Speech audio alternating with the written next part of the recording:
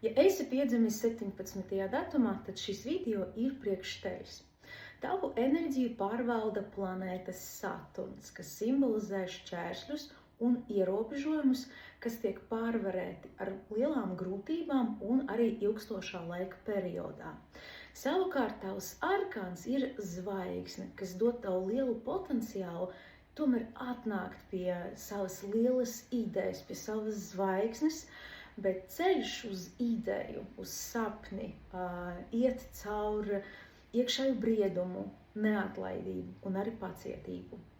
Tavas stiprās puses, iekšējais spēks, ticība savai idejai, spēja iedvesmot citus ar savu piemēru. Tavas ēnas puses ir, tu vari parāk ātri gribēt redzēt rezultātus, šaubas par savu ideju, kas iznīcina tavu ticību, un arī tas, ka tu vari būt parāk prasīgs gan pret sevi, gan pret citiem.